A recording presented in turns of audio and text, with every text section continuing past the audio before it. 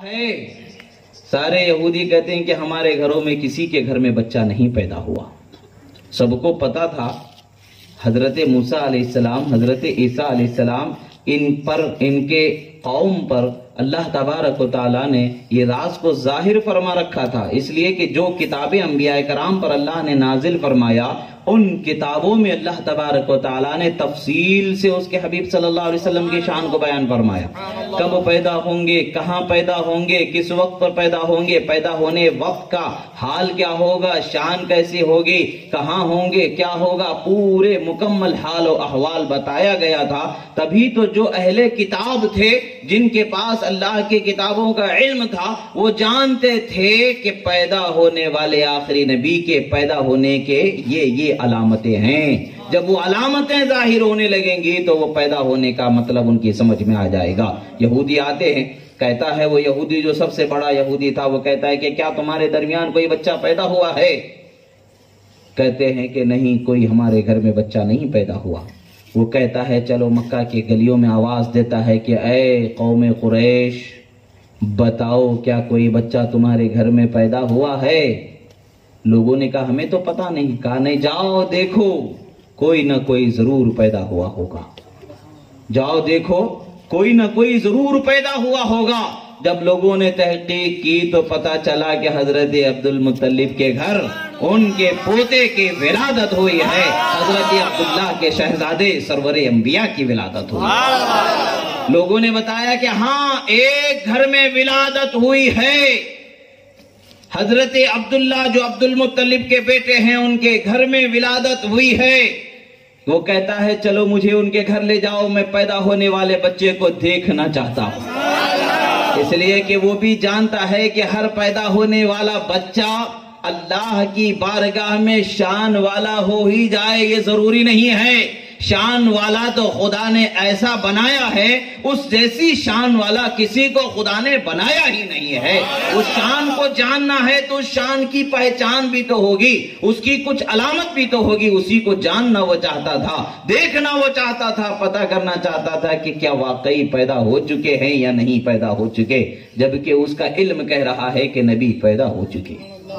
جب رسول اللہ صلی اللہ تعالیٰ علیہ وسلم کے گھر کے پاس وہ یہودی کو لایا جاتا ہے، اندر سے بچے کو لا کر کے دکھایا جاتا ہے، فوراً پلٹا کر کے پیٹھ کی طرف دیکھتا ہے، فوراً پلٹا کر کے پیٹھ کی طرف دیکھتا ہے۔ رسول اللہ صلی اللہ تعالیٰ علیہ وسلم کے دونوں شانوں کے بیچ میں محمد الرسول اللہ،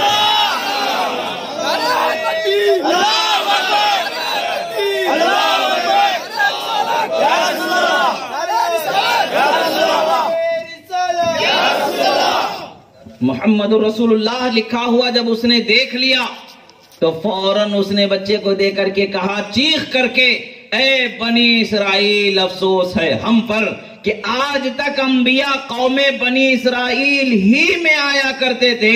موسیٰ علیہ السلام کے زمانے سے لے کر کے آج تک تو انبیاء بنی اسرائیل ہی میں آیا کرتے تھے، اب بنی اسرائیل سے نبوت چلے گئی ہے، قریش میں اللہ نے اپنے آخری نبی کو پیدا فرما دیا، اللہ نے اپنے آخری نبی کو پیدا فرما دیا۔ کہتے ہیں کہ نبوت ہمارے قوم سے چلی گئی، اب ہماری قوم میں نبی پیدا نہیں ہونے والے۔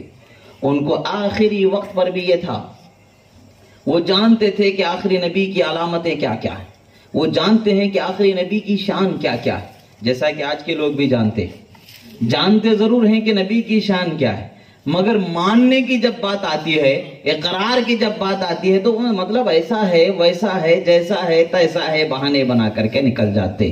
جان لینا کافی نہیں ہے، یہودی بھی جانتے تھے کہ یہی نبی ہے، یہی آخری نبی ہے، ان کو بھی پتا تھا، مگر ایمان لانے پر ان کی قوم کا آر ان کو آڑے آ رہا تھا۔ بھئی ہمارے قوم میں پیدا ہوئے ہوتے تو ہم مان لیتے، ہماری قوم میں نہیں ہے اس لیے ہم نہیں مان رہے ہیں۔ یہی حال یہ بات ہے کہ ہماری سمجھ میں آ جاتا تو ہم مان لیتے، جو ظاہر ہے وہ جان رہے ہیں کہ یہ ساری معاملات ہیں. تمہارے سمجھ میں آنے نہ آنے سے کیا فرق پڑنے والا ہے؟ تمہارے ماننے نہ ماننے سے کیا فرق پڑنے والا ہے؟ ماننا نہ ماننا تمہارے لیے فائدہ و نفع و نقصان کی بات ہے. حقیقت میں ذات محمدی ایسی ہے کہ ہمارے ماننے سے نہ ماننے سے ان کی ذات میں شان میں کوئی فرق نہیں آنے والا ہے. خدا نے ان کو بنا دیا ہے، نبی تو خدا نے ان کو شان والا.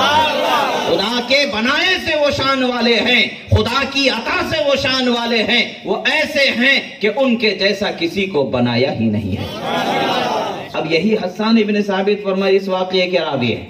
انہوں نے یہودیوں کی چیخ و پکار کو بھی دیکھا ہے، یہودیوں کے واویلے کو بھی دیکھا ہے، رسول اللہ کی شان و عظمت کا اقرار کرتے ہوئے دیکھا ہے. جب بات آتی ہے، جب انہیں کہا جاتا ہے اے حسان نبی کی شان بیان فرماؤ، تو حضرت حسان ابن ثابت ممبر رسول پر جلوہ بار ہو جاتے ہیں اور عرض گزار ہوتے ہیں. وہ احسن منکا لم ترى قط عینی یا رسول اللہ، وہ اجمل منکا لم تلد النساء یا رسول اللہ، خلقت مبرئا من کل عیب کأنک قد خلقت کما تشاء یا رسول اللہ. جب بھی حضرت حسان ابن ثابت رسول اللہ صلی اللہ تعالی علیہ وسلم کی نعت بیان فرماتے، حضرت رسول اللہ صلی اللہ تعالی علیہ وسلم انہیں دعا فرماتے اللہم ایدہ بروح القدس. اے اللہ میرے حسان کی مدد جبرائیل امین کے ذریعے فرما. سوچنے کی بات ہے، خدا کے رسول جن کی مدد کی دعا فرما دیں اور مدد کرنے والے کو متعین فرما دے تو وہ مدد کیسی ہوگی؟ وہ جن کی مدد کی گئی ہے وہ شان والے کیسے ہوں گے؟ اسی لیے تو کہتے ہیں کہ خدا کے رسول بھی شان والے اور آل رسول بھی شان والے، اصحاب رسول بھی شان والے. اللہ تعالیٰ نے انہیں شان والا بنایا ہے. شان والوں کے پاس شان والوں ہی کا مقام ہے. اللہ کے رسول صلی اللہ تعالی علیہ وسلم نے حضرت حسان ابن ثابت کو فرمایا کہ اے اللہ ان کی مدد جبرائیل امین سے فرما. تو ظاہر سی بات ہے کہ کچھ نہ کچھ فرق تو ہونا چاہیے کہ نہیں ہونا چاہیے. جن کی مدد جبرائیل امین فرما رہے ہیں، کس چیز میں مدد کرنا ہے؟ کیا کھڑے ہونے میں مدد کرنا ہے؟ کیا چلنے میں مدد کرنا ہے؟ کیا بیٹھنے میں مدد کرنا ہے؟ کیا بولنے میں مدد کرنا ہے؟ اب حضرت جبرائیل امین کی مدد کیسی ہوتی ہے؟ جب بھی حضرت جبرائیل کے امین کی مدد کا ایک اندازہ چھوٹا سا لگانا ہو تو حضرت سلمان فارسی رضی اللہ تعالیٰ عنہ کا ایک واقعے کو ذہن میں رکھنا چاہیے. حضرت سلمان فارسی رضی اللہ تعالیٰ عنہ یہ عربی زبان نہیں جانتے تھے. حضرت سلمان فارسی رضی اللہ تعالیٰ عنہ کیا تھے؟ یہ عربی زبان نہیں جانتے تھے، مگر رسول اللہ صلی اللہ تعالیٰ علیہ وسلم پر ایمان لائے تھے. اللہ کے رسول صلی اللہ تعالیٰ علیہ وسلم نے حکم فرمایا، حضرت جبرائیل امین حاضر ہوئے، ایک پر ان کے سینے پر لگایا تو زبان سے عربی زبان کو جاری کیا. اور ایسی فصیح و بلیغ عربی کے عرب دا حیران کہ یہ اجمی کیسے عربی بولنے والا ہو گئے.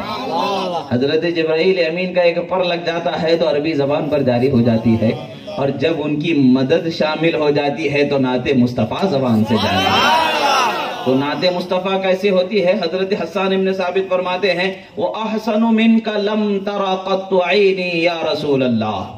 اے اللہ کے رسول آپ سے زیادہ حسین و جمیل میں نے کسی کو دیکھا ہی نہیں. اب حسین و جمیل رسول اللہ صلی اللہ تعالی علیہ وسلم کی ذات گرامی ہیں.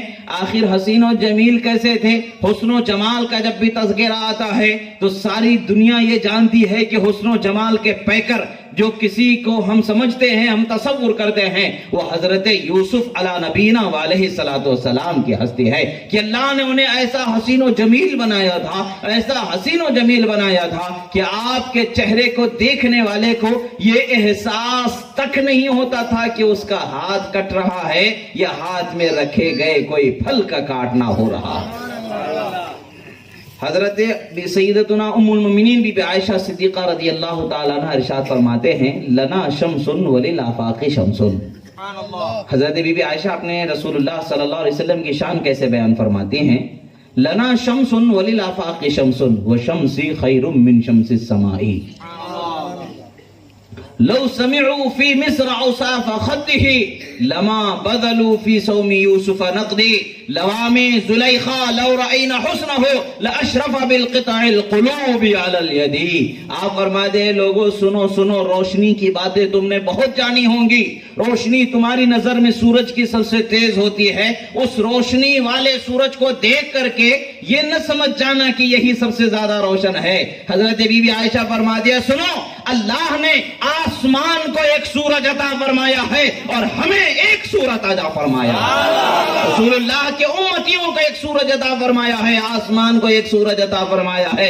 آسمان کا سورج جب روشن ہوتا ہے تو رات کے اندھیرے کو دور کر دیتا ہے. جب رسول اللہ کا چہرہ نکھرتا ہے، جب رسول اللہ کا چہرہ آتا ہے تو دل کے اندھیروں کو دور فرماتا ہے.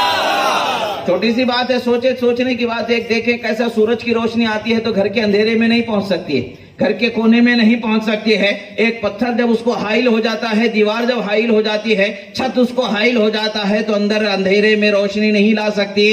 مگر رسول اللہ کا عشق جہاں جلوہ بار ہو جاتا ہے، وہ چاہے رات کا اندھیرا ہو یا دن کا اجالا ہو یا دل کا اندھیرا ہو یا گھر کا اندھیرا ہو، ہر چیز کو خدا روشن فرما دیتا ہے. حضرت جابر رضی اللہ تعالیٰ عنہ سے ایک واقعہ، رسول اللہ صلی اللہ تعالیٰ علیہ وسلم کی بارگاہ میں صحابہ کرام تشریف فرماتے. بارگاہ میں صحابہ کرام تشریف فرما تھے. اللہ کے رسول صلی اللہ تعالیٰ علیہ وسلم کی بارگاہ میں کافی دیر تک بیٹھے رہے. اللہ کے رسول صلی اللہ تعالیٰ علیہ وسلم کی بارگاہ میں بیٹھے رہنے والے صحابہ کرام جب واپس اپنے گھر جانے لگے، رسول اللہ صلی اللہ تعالیٰ علیہ وسلم نے ان کو چھڑی عطا فرمائی. جیسے ہی چھڑی ان کو مل گئی، وہ چھڑی روشن ہو گئی. چھڑی روشن ہو گئی. ہم اگر رسول اللہ صلی اللہ علیہ وسلم کا معجزہ بیان کرتے، کہتے ہیں کہ دیکھو رسول اللہ کا معجزہ، بے جان سوکھی لکڑی چھڑی جو ہے روشنی کا کام دیتی ہے. آج کے زمانے میں جیسے ٹارچ کام دیتی ہے، اس زمانے کی وہ روشنی رسول اللہ نے عطا فرما دیا. تو بھئی یہ سب بیکار کی باتیں کیوں کرتے ہو؟ اپنے ہاتھوں سے لائٹ بناتے ہو، ٹارچ لائٹ بناتے ہو تو اس کے اندر کوئی پریشانی نہیں ہوتی. اب رسول اللہ کی شان کو خدا بڑھاتا ہے تو پریشانی کیوں ہوتی؟ اپنے ہاتھوں کے بنائی لائٹ پر کوئی تعامل نہیں. بھئی ہم نے بنایا ہے، سائنس کی ترقی ہے، ہم بنا لیے ہیں. ارے سائنس و عقل کی ترقی کس کے صدقے میں خدا نے عطا فرمایا؟ یہ دنیا کی ترقی کس کے صدقے میں ہے؟ یاد رکھے دنیا بھی بنایا انہی کے صدقے میں ہے، اور دنیا بھی فنا ہونا ہے ایک نہ ایک دن. مگر شان ان کی دنیا کے فنا ہونے سے پہلے بھی خدا نے بلند رکھا، دنیا کے بنانے سے پہلے بھی بلند رکھا، اور دنیا کو فنا کرنے کے بعد بھی بلند فرمانے والا ہے. جب حشر کا میدان ہوگا تو ایسی شان ہوگی کہ سارے آدم علیہ السلام سے لے کر کے قیامت تک کے ہر فرد جان لے گا کہ شان والا کیسے ہوتا، کیسی شان خدا عطا فرماتا. حضرت رسول اللہ صلی اللہ علیہ وسلم کی بارگاہ سے جب وہ نکلتے ہیں تو چھڑی روشن ہو جاتی. جب دونوں کے راستے الگ الگ ہیں، ایک ادھر جانا ہے ایک ادھر جانا ہے، ایک چھڑی ادھر روشن ہے، تو ایک آدمی کو جب ادھر جانا تھا تو دوسروں کو ادھر جانا ہے. معاملہ کیا ہو رہا ہے؟ جب ان کا راستہ جب وہ پلٹتے ہیں تو ان کے ہاتھ کی چھڑی روشن ہوتی چلی جاتی. اندھے شیشوں میں چمکا ہمارا نبی، سب چمک والے اجروں میں چمکا کیے، سب چمک والے اجروں میں چمکا کیے، اندھے شیشوں میں چمکا ہمارا نبی.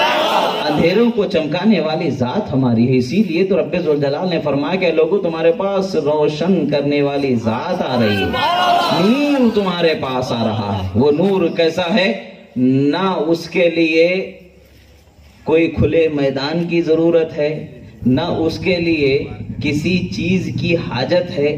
وہ جب چاہتا ہے جہاں چاہتا ہے روشنی بکھیر دیتا ہے. وہ جب چاہتا ہے جہاں چاہتا ہے روشنی بکھیر دیتا ہے. اسی کو حضرت بی بی عائشہ فرماتی ہے لنا شمس وللآفاق شمس، ہمیں بھی خدا نے سورج عطا فرمایا ہے اور آسمان کو بھی خدا نے سورج عطا فرمایا ہے.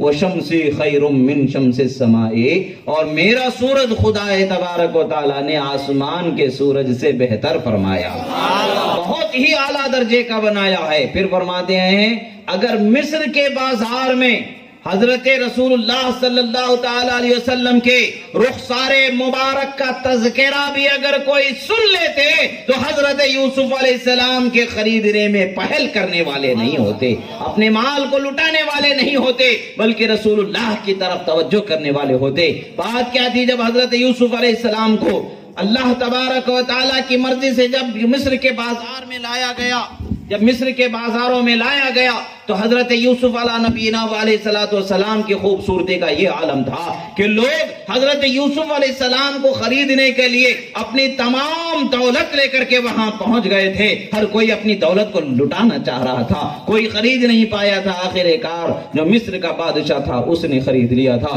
حسن کا یہ عالم تھا کہ آپ کے اوپر ہر دیکھنے والا چاہے وہ کوئی بھی ہو فریفتہ ہو جایا کرتا تھا، دیوانہ ہو جایا کرتا تھا۔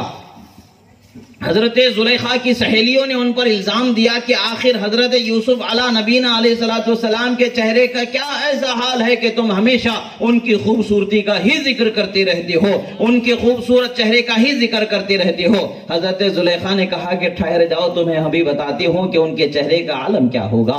حضرت زلیخا نے جب کہا، ان کو ہاتھ میں روایتوں میں آتا ہے لیمبو یا اس کے جیسا کوئی ہم میں سے کوئی ایک پھل ان کو دے دیا کہ جیسے ہی حضرت یوسف تمہارے سامنے آئیں گے اس کو کاٹ کر کے 2 ٹکڑے کر دینا ہے، بس کچھ نہیں کرنا ہے۔ یہ پھل کو وہ جیسے ہی یہاں داخل ہوں گے فوراً ان پھل کو کاٹ دینا ہے۔ حضرت زلیخا نے شرط رکھ دی۔ اب حضرت یوسف ہمیشہ چہرے پر نقاب لگا کے رکھا کرتے تھے۔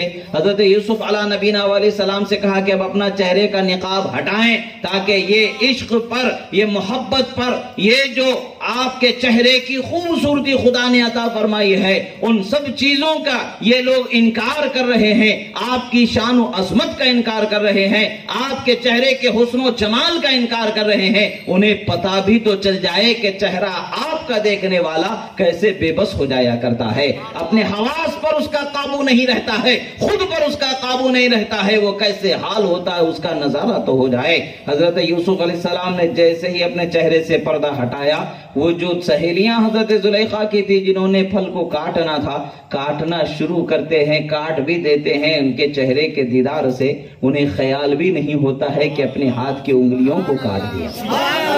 اسی کو حضرت عائشہ صدیقہ رضی اللہ تعالی عنہا نے فرمایا، لوامی زلیخا، حضرت زلیخا کو ملامت کرنے والی لوگ خاتون اگر جان لیتی، لو رعینا حسنہ، اگر میرے آقا کے حسن کو دیکھ لیتی، اگر میرے آقا کے حسن کو دیکھ لیتی تو انگلیاں کاٹ کر کے حیرت کا اظہار نہیں کرتے بلکہ اپنے کلیجے کے ٹکڑے کر کے وہ حیرت کا اظہار کرنے والے ہو جاتے ہیں۔